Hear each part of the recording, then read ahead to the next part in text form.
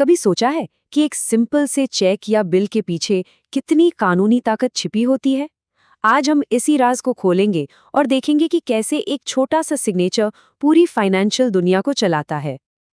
तो एक सिग्नेचर में आखिर क्या पावर है? ये सिर्फ स्याही का एक निशान नहीं है, बल्कि एक बहुत शक्तिशाली वादा है, एक लीगल एग्रीमेंट जो हमारी फाइनेंशियल जिंदगी को मुमकिन बनाता है।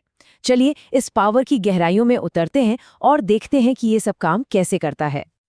अच्छा, किसी भी निगोशिएबल इंस्ट्रूमेंट को समझने के लिए ना सबसे पहले उसके किरदारों को जानना जरूरी है। सोचिए, जैसे ये एक नाटक हो जिसमें 3 मेन कैरेक्टर्स हैं और हर एक का अपना एक बहुत ही खास रोल है। सबसे पहले आते हैं ड्रॉअर, यानी आहर्ता। ये वो इंसान या कह लीजिए संस्था है जो इस पूरे प्रोसेस को शुरू करता है।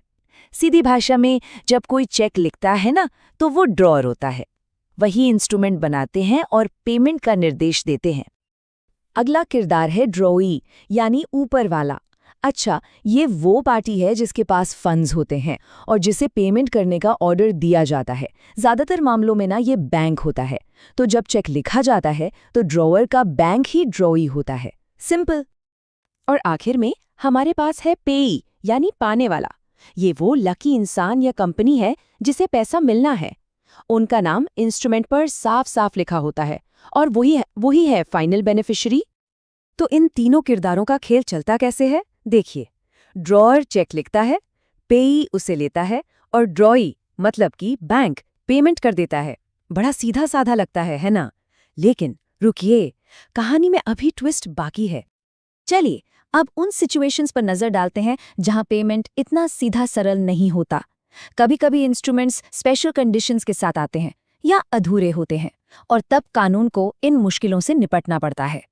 जरा सोचिए, किसी ने एक खाली चेक पर साइन करके किसी को दे दिया। इसे कहते हैं इनकोएट इंस्ट्रूमेंट। ये एक तरह का अधूरा वादा है। कानून ये कहता है कि साइन करने वाला होल्डर को स्टैम्प से कवर की गई अमाउंट तक की रकम भरने का अधिकार देता है, और हाँ, एक बार जब ये भर जाता है ना, तो साइन करने वाला ही जिम्मेदार हो जाता है। फिर आता है एस्क्रो इंस्ट्रूमेंट। यहाँ पेमेंट एक शर्त पर निर्भर करता है। मिसाल के लिए सोचिए, घर खरीदने पर पैसा तब तक एस्क्रो में रखा जाता है जब तक सारी कानूनी फॉर्मेलिटीज पूरी ना हो जाएं। अगर शर्तें पूरी नहीं होती हैं तो पेमेंट करने की लायबिलिटी बनती ही नहीं है। तो इन दोनों में मेन फर्क क्या है?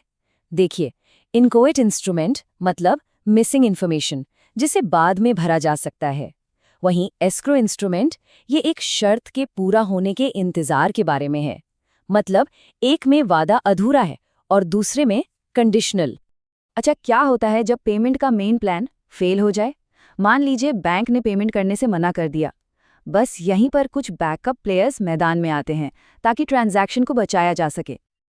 पहला बैकअप प्लेयर है ड्रॉवे इन केस ऑफ नीड। ये एक तरह का प्लान बी है। ड्रॉ इंस्ट्रूमेंट पर ही एक ऑल्टरनेट पेयर का नाम लिख सकता है। अगर मेन बैंक पेमेंट करने से मना कर दे तो बिल डिसऑनर होने से पहले इस बैकअप पार्टी से कांटेक्ट किया जाता है।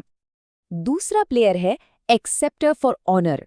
ये तब पिक्चर में आता है जब बिल डिसऑनर हो चुका होता है और उस पर प्रोटेस्ट भी दर्ज हो जाता है। ये इंसान, जो शायद ओरिजिनल ट्रांजैक्शन का हिस्सा भी ना हो, ड्रॉअर या किसी और पार्टी की इज्जत बचाने के लिए पेमेंट करने के लिए आगे आता है। मतलब एक तरह का रेप्यूटेशन सेवर है ये। तो इन दोनों में फर्क क्या है? ड्रॉई इन केस ऑफ नीड एक सेफ्टी नेट की तरह है जो डिसऑनर को होने से पहले ही रोक देता है, जबकि एक्सेप्टर फॉर ऑनर एक रेस्क्यू टीम की तरह है जो डिसऑनर हो जाने के बाद रेपुटेशन बचाने आता है। गोल एक ही है, लेकिन टाइमिंग और तरीका बिल्कुल अलग।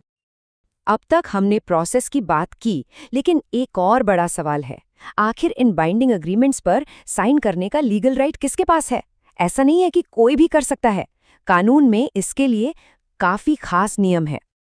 कुछ ग्रुप्स के लिए स्पेशल रूल्स हैं, जैसे माइनर्स, कॉरपोरेशंस, एजेंट्स और लीगल रिप्रेजेंटेटिव्स। उनके साइन करने की जो कैपेसिटी है ना, वो उनकी पोजीशन के हिसाब से लिमिटेड या डिफाइंड होती है। चलिए कुछ मेन एग्जांपल्स देखते हैं। माइनर्स के केस में कानून बहुत ही इंटरेस्टिंग है। सोचिए, एक माइनर चेक लिख सकता है और बाकी सबको उस चेक के लिए लीगली बाइंड कर सकता है, लेकिन उस पे खुद कोई लायबिलिटी नहीं होगी। ये एक तरह का लीगल शील्ड है जो उन्हें प्रोटेक्ट करता है। अब आते हैं एजेंट्स पर। इनके लिए रूल बहुत ज़रूरी है। अगर कोई एजेंट किसी कंपनी या इंसान की तरफ से साइन कर रहा है तो उसे ये बिल्कुल क्लियर करना होगा। अगर वो ऐसा नहीं करते तो वो खुद उस लोन के लिए पर्सनली रिस्पॉन्सिबल हो सकते हैं, ना कि वो कंपनी जिसके लिए वो काम करते हैं। बड़ी सीरियस बात है ये एजेंट वाला पॉइंट इतना ज़रूरी है ना कि इस पर थोड़ा और ध्यान देना बनता है। बस कुछ शब्द आपके सिग्नेचर की पूरी लीगल रिस्पॉन्सिबिलिटी को बदल सकते हैं। चलिए देखते हैं कैसे। इस एग्जाम्पल को देखिए। एबीसी लिमिटेड के एक मैनेजर ने एक बिल एक्सेप्ट किया और साइन किया ए मैनेजर। पता है कोर्ट ने क्या माना? कि मैनेजर शब्द तो सिर्फ एक डिस्क्रिप्शन है और ए पर्सनली लायबल है, कंपनी नहीं। सोच सकते हैं? अब ये दूसरा एग्जाम्पल देखिए। यहाँ मैनेजर ने साइन किया फॉर एबीसी लिमिटेड। बस इन कुछ एक्स्ट्रा शब्दों ने पूरी सिचुएशन ही पलट दी।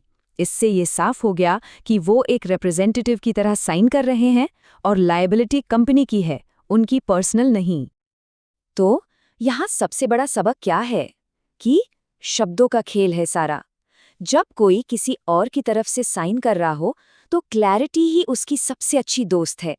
ये पक्का करना होगा कि सिग्नेचर चीख चीख कर कहे कि वो सिर्फ एक रिप्रेजेंटेटिव है, वरना अनजाने में कोई खुद को एक बड़े फाइनेंशियल जाल में फंसा सकता है।